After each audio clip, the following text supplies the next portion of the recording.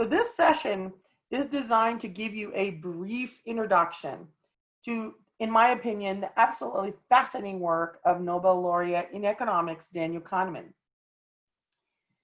Kahneman and his research partner, Amos Tversky, designed absolutely ingenious experiments that uncovered human tendencies and thinking.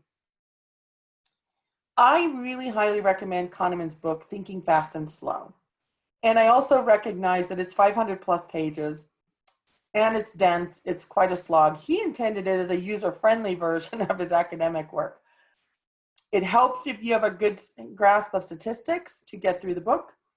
But, given that that's the case, I will be sending you in the follow-up email a brief summary of his work so that you can actually peruse it more quickly. I do want to note, however, that the summary is not complete, as you can imagine, and excludes a lot of the functionalities that you will find in the book. So, but that is the best I've been able to find currently. So let's start with talking about, so why can I cannot advance the slide. What is going on? Okay, let's try this again. I apologize. Let's do it this way.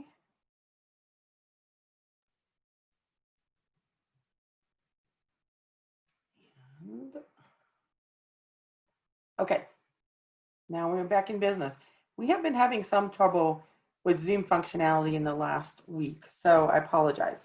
Okay, I'd like you to chat me about negotiation. If you've ever negotiated for anything, maybe for salary, purchase of a car, or perhaps a purchase on Craigslist or Nextdoor, think about what advice were you given about negotiation, maybe by a parent, a mentor. What did you learn about negotiation when you were younger, perhaps?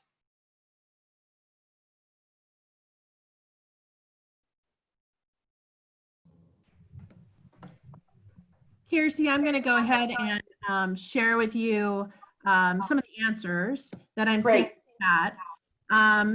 It says, if you don't ask, the answer is no. Go high or low and expect to adjust. Plan ahead.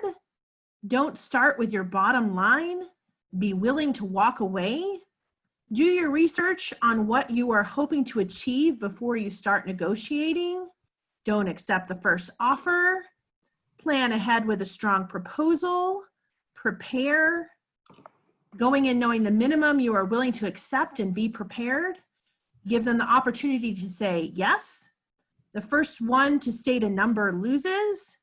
Understand who you are meeting with and stand up for yourself. Okay, this is all absolutely terrific. Thank you. Kahneman found an important principle that has a big impact on successful negotiations. I will talk about it in a little more detail later. But Carrie, can I ask you really quickly, are you still seeing my checkbox covering the slide? I am. I'm sorry. No, I'm glad to know. Okay, I'll close it up. Okay. Don't do this to me again. It's freezing up again. All right, there we go. All right. So I'm going to ask you some rhetorical questions just to think about. This is not a request for chatting, but just think about, have you ever done anything on autopilot and wondered how you did it? For example, making coffee in the morning, driving home from work, logging into your computer. Now, the mechanism that we are, how we're able to function this way is due to system one thinking, according to Kahneman. So I'll be talking a little bit more about system one, system two thinking in a minute. How about when you started a new job or moved to a new location? Have you ever wondered why you were so exhausted at this time? Kahneman's explanation for this, aside from lugging moving boxes, right, is that we are having to engage our system two thinking extensively, and we're becoming tired from the effort of doing that. So Kahneman and Tversky found explanation for all these phenomena and more. In addition to describing how our thinking functions, they identified 48 different ways in which our thinking goes awry. That is, times that we assume certain things automatically without having thought them through carefully. And this, of course, can lead to errors and biases of thinking. So let's talk a little bit about system 1, system 2 thinking. So such creative names for these systems, right? Kahneman devised a series of experiments that that led him to see our thinking divided into 2 systems. So system 2 is where we do our deep thinking and analyzing. It requires intense concentration, and it's so intense that it changes our body physiologically. For example, our pupils dilate, our brain consumes more glucose. It's really quite fascinating. And because it's so resource heavy, our brain tends to resist going into system 2 thinking. This is also the reason that when you're learning something new, for example, a new job or learning how to get around a new place, why you're so tired. Your brain is on overdrive in system 2. Okay. System 1 thinking is the stuff that we all have on autopilot. This includes things that we have already analyzed in system 2 and made a decision or come to an opinion about. Once that intense thinking is done, it gets shifted into system 1, and system 1 just applies it. So that's where everything we know by rote is. So how to get home from work, multiplication tables, all of that is in system 1. Now, system 1 is very useful because we don't have to reanalyze everything, like what is our favorite cereal, over and over. However, also system 1 is where a lot of our errors in thinking come from. Okay. Let's move on to one of the errors in thinking that Kahneman identified. You've probably heard this term, confirmation bias. This comes out of Kahneman's work. So what is confirmation bias? It is the tendency to search for and find confirming evidence for a belief while overlooking counterexamples. Okay, so how does this apply? So let's think about politics for a moment. Yeah, I know, a taboo subject, but once we do our deep system 2 thinking about what politician we support, that opinion of, hey, we like politician B, goes into our system 1 thinking. And what we start doing is automatically filtering out all available information that would contradict that. So we're only really paying attention to information that confirms this opinion we already hold.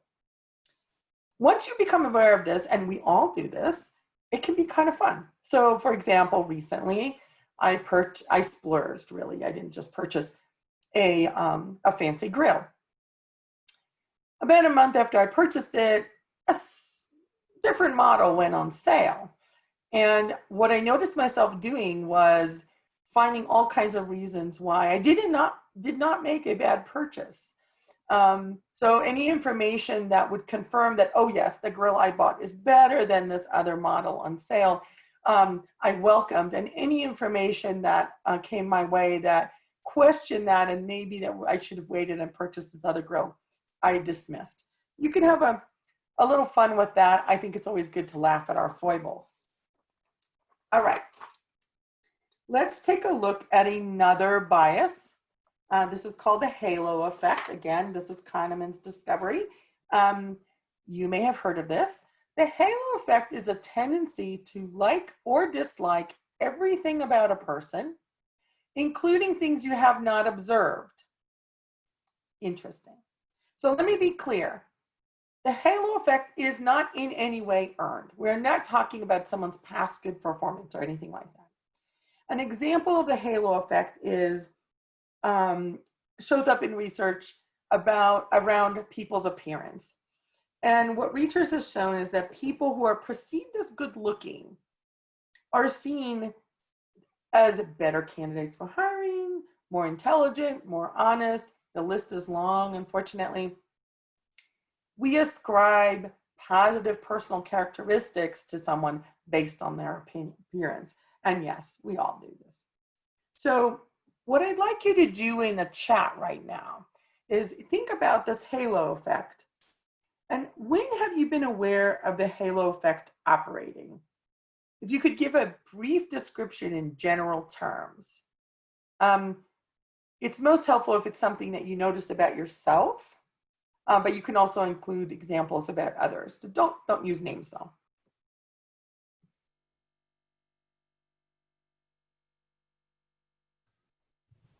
All right, Kirsi, I'm going to chime in with some of these responses. When Great. first dating someone, political figures, people love or hate, including me, their political figure over voice. Thinking someone is bad at their job just because you don't like them personally. Yeah. Interviewing for a job, always trying to look the part and show up in a certain way. Yep. Their little brother or family members. Yes. Yes. Okay. I'm aware that I'm going to have to keep going to make sure we get all this information in, but I think these are really fascinating, all 48 of them, and I'm going to go on to the next one, and that is the anchoring effect. So now we are talking about negotiation. I told you I'd come back to this. So what Kahneman discovered is something that is completely different than what I was advised as a young person when I was first learning how to negotiate.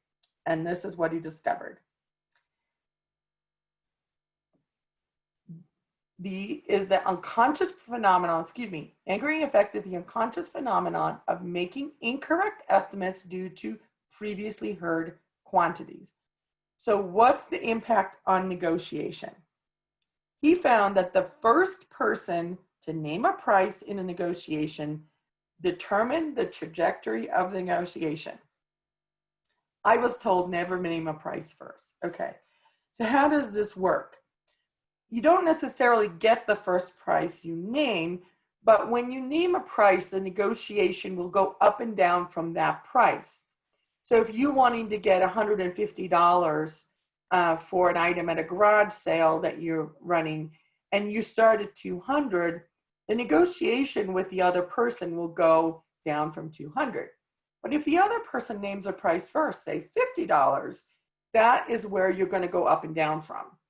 It's really different than what I was advised. And I think very helpful information.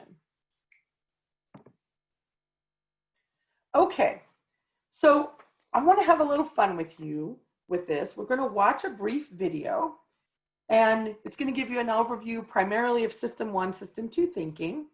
And I'm going to stop the video from time to time and have you chat me back how you're doing with these different brain exercises. Okay? Let's go. You may not realize it, but your brain actually processes information in two very distinct everyday life. I need to make the subtitles in English. I don't know why, but it always goes back to Portuguese.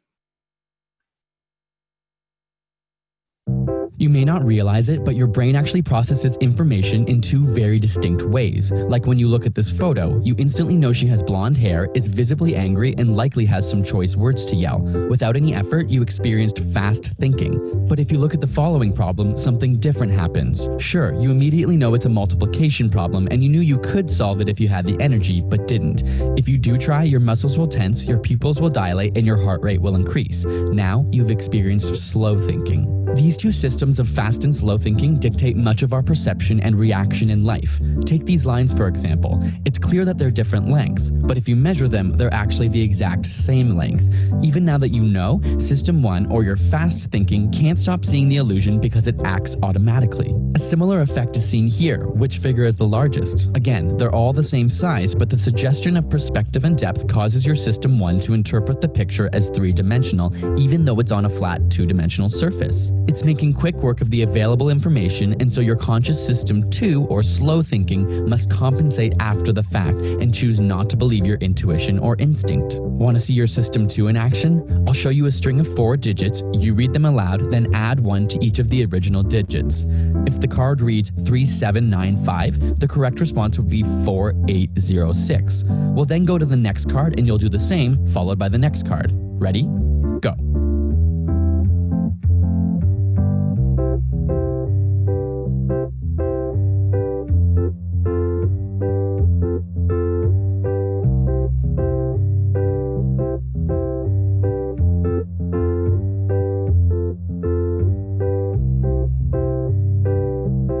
Few people can cope with more than 4 digits, but even harder is add 3. The interesting bit. Okay, chat me please. How did you do? Were you able to keep up with the addition game?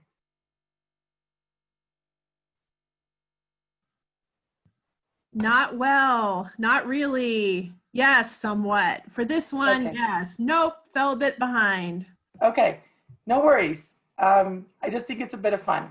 Is that though your pupils would have dilated, you often become effectively blind when you fully engage System 2. Did you notice the color of the text change? Or how about the fact that the numbers completely changed when I put them off to the side? Listen to the following puzzle. A bat and a ball cost $1.10. Okay, the rest of the puzzle is the bat costs $1 more than the ball. Please chat me, how much does the bat cost? How much does the ball cost?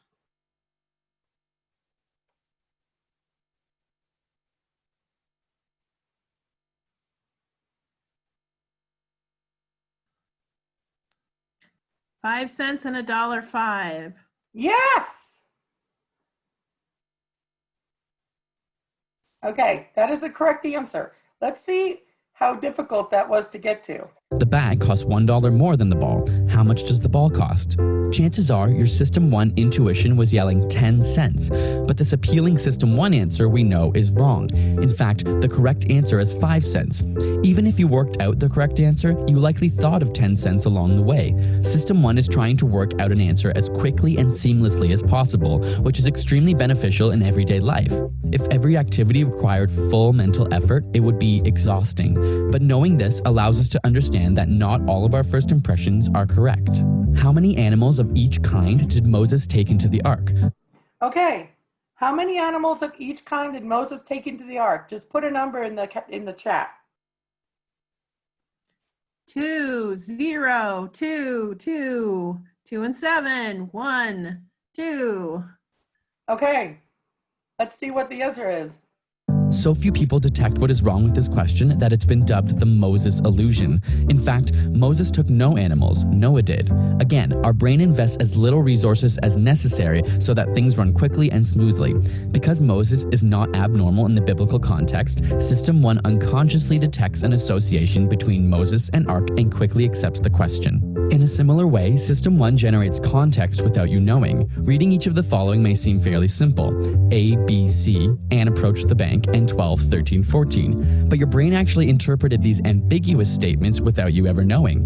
You could have read it as A, 13C, or 12, B, 14, but your brain created the context unconsciously. Also, you likely imagined a woman with money on her mind walking towards a building with tellers. But if the sentence before this was, they were floating gently down the river, the entire scene would have changed because bank is no longer associated with money.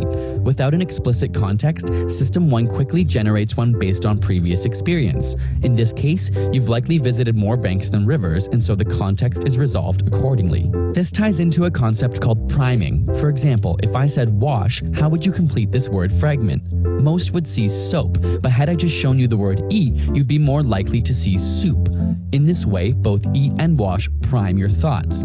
Though System 2 likes to think that it's in charge and knows what's going on, the truth is that priming effects have even been shown to affect and modify behavior.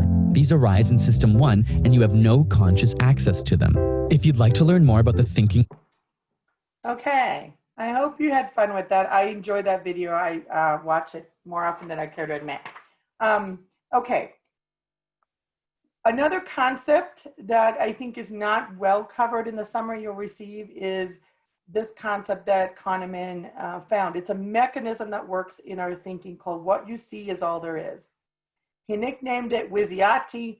When he talks about all these thinking errors, what he does is he layers the concepts. We can be engaging in multiple errors at once, okay?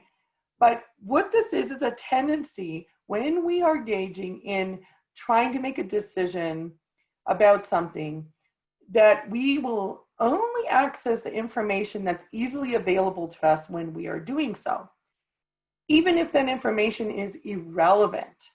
So if there's information that is very relevant but difficult to access, we will actually not even include it in our thinking process. So we are much less logical than we think we are as human beings. So I'm gonna do a little case study with you. One a thinking error that Kahneman identified is representativeness. And it is a thinking error that is an intuitive leap to make judgments based on how similar something is to something we like. So an example of an error that this causes in our thinking is that we evaluate a person based on how much they resemble someone else without taking into account salient factors like actual performance. So what I'm going to do is show you another short video that talks about representativeness, but it never uses that term.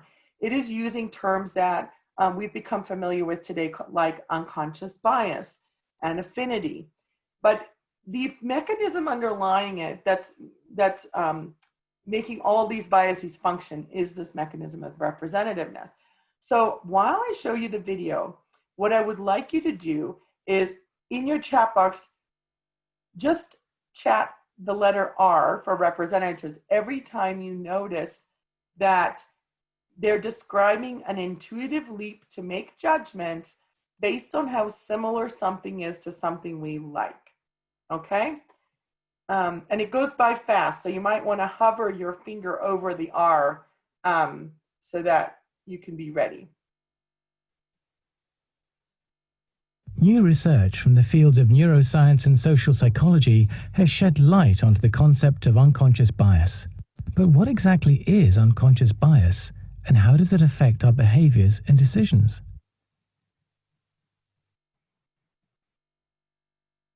Unconscious biases are simply our unintended people preferences.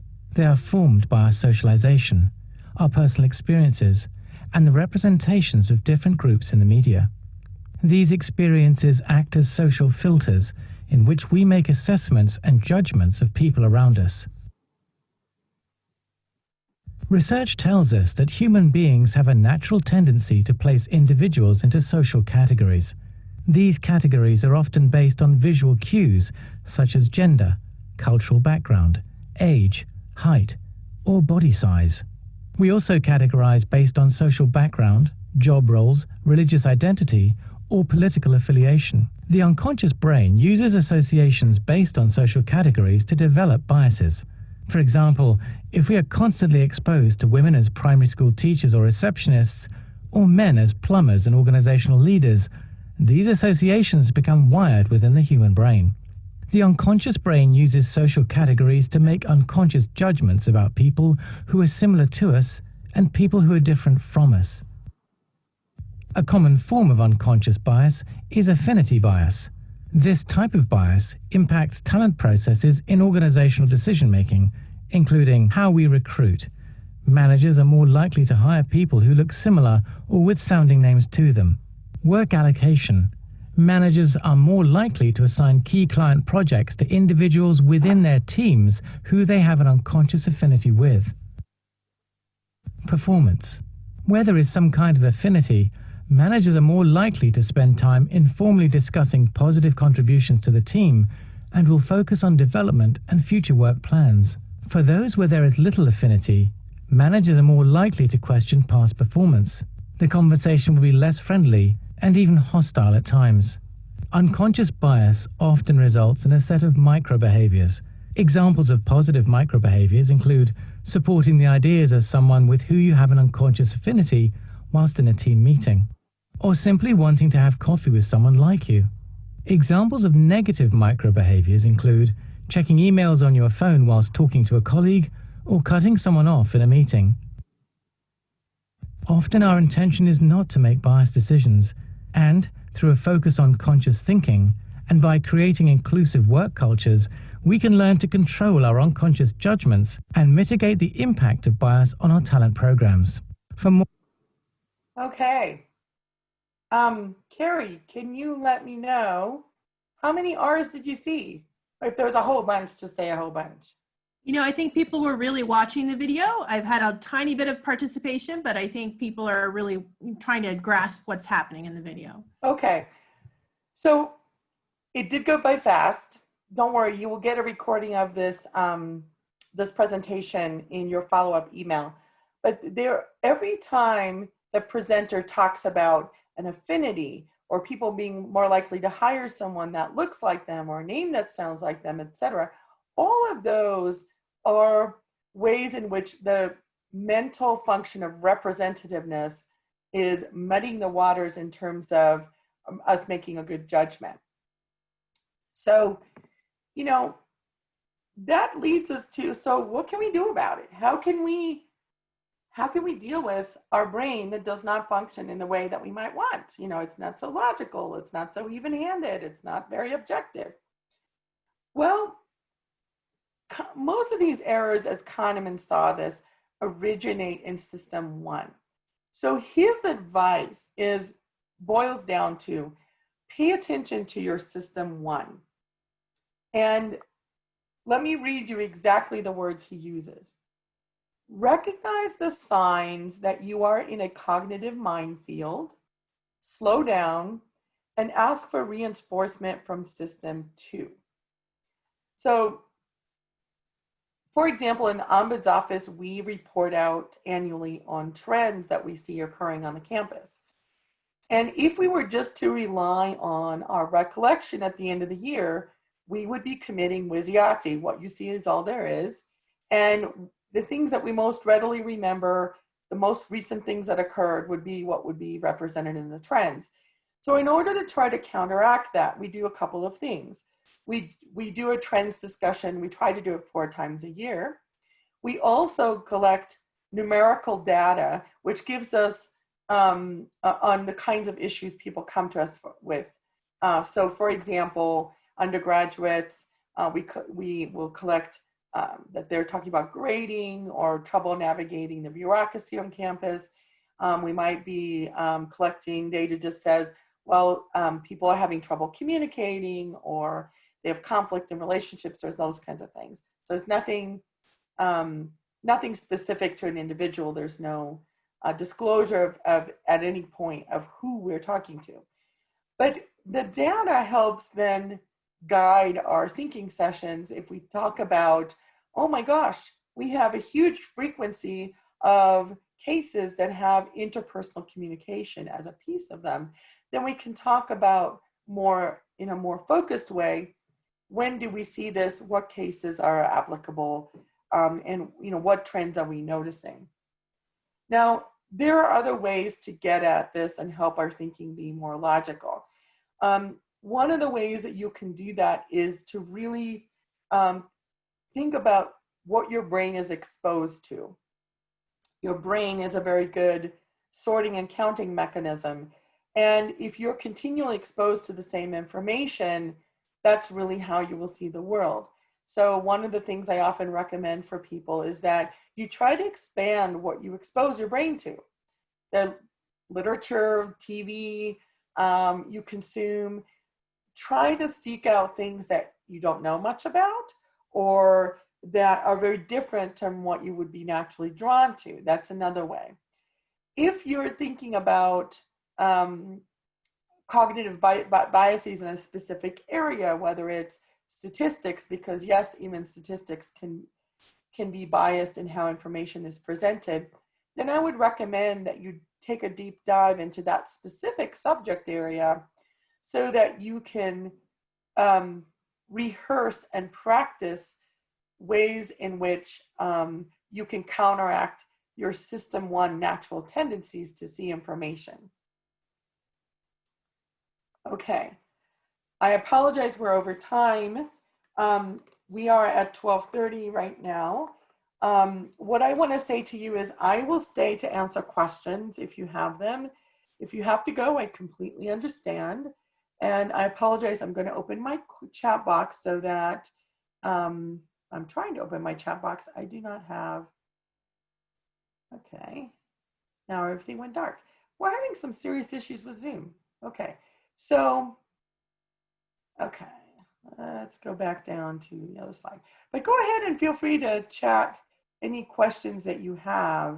New research from the fields of neuroscience and social psychology.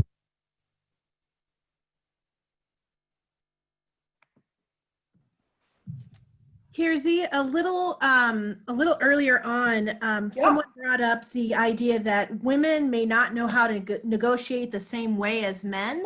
Correct, yeah. Does the book discuss anything about that topic, or is there any insights on that? Yeah. So I'll have to tell you that Kahneman's work does not get gender specific in that way, unfortunately.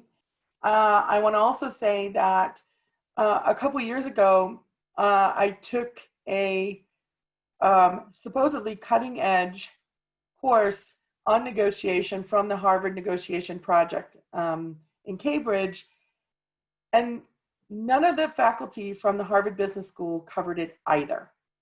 And I asked some pointed questions about that because this problem applies to gender, this problem applies to race, you know, a national background, ethnicity. Basically what they told me is there's really no research in the area yet. And I was very disappointed to hear that. There are some people that are starting to go into that area. There's one female faculty at the Harvard Business School whose name completely escapes me right now. I apologize. But she is starting to look at gender differences. So, you know, the information is not perfect. This is what we have right now. And I really look forward to people of color and women especially getting involved in research in these areas of, it's kind of an overlap between economics and psychology and sociology to really tease out some of these differences. Yeah, I really would like to see that.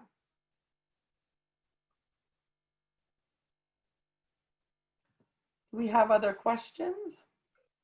I'm not seeing any yet, but we can allow for them to stream in a little bit, and I'll let you know if I find some more.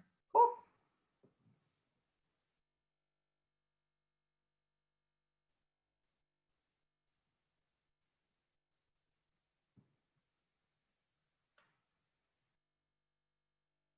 So a number of you are still hanging in there. I'm wondering what you want to know about.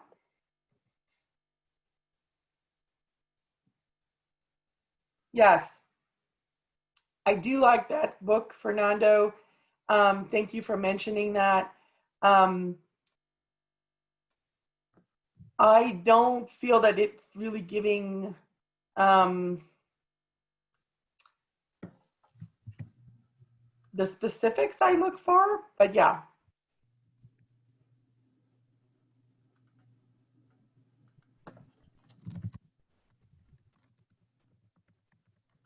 So let's just say that I have delved into, personally delved into what's going on with women in negotiation and finding ways to negotiate as women.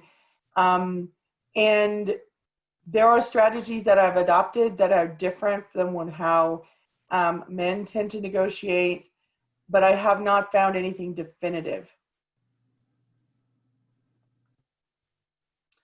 Okay, so the thinking from Shireen, getting out of your comfort zone frequently to keep your brain engaged and working at its best. I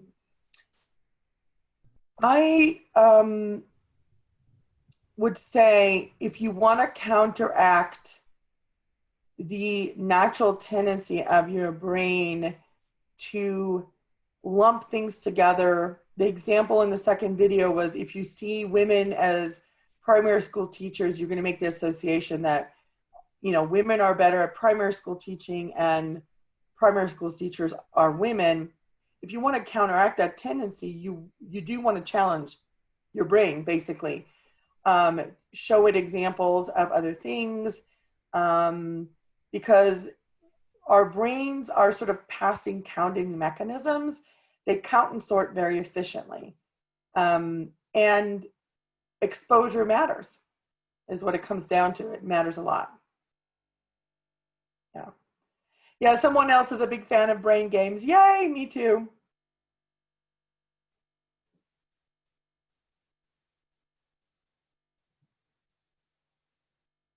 Kirsi, is there any other suggestions other than questioning kind of our first response in the various systems? Is there any other application that people can do? Do you mean in terms of trying to get... Here's what Ken says. Any other suggestions of how we can apply these lessons to our thinking? I suspect that application is more challenging than the understanding. Oh, yeah. So, Ken, you're absolutely right. Application is much more challenging. I think Kahneman's basic suggestion is a very good one. Slow down and engage system 2 thinking. System 2 is still affected by some of our cognitive biases, but if you take the time to slow down. So for example, let's say you're talking to your partner and there is a sore topic between you. And whenever your partner mentions, I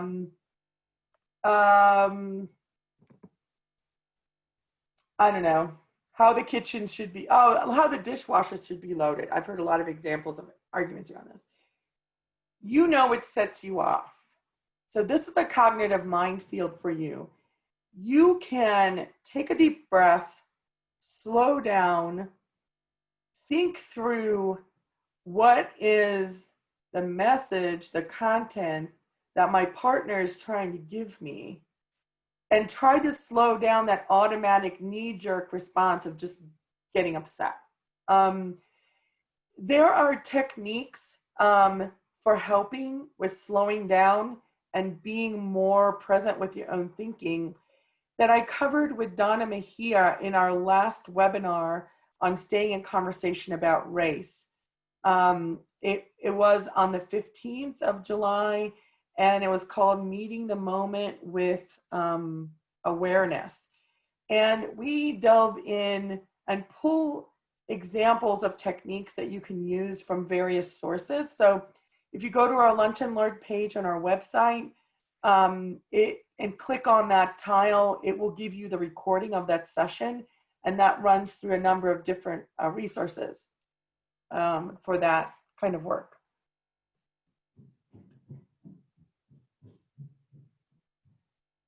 Okay, thank you everyone. I'm going to close it out at this point. Hope to see you in a future webinar. This has been super fun for me. I hope you enjoy these topics as well.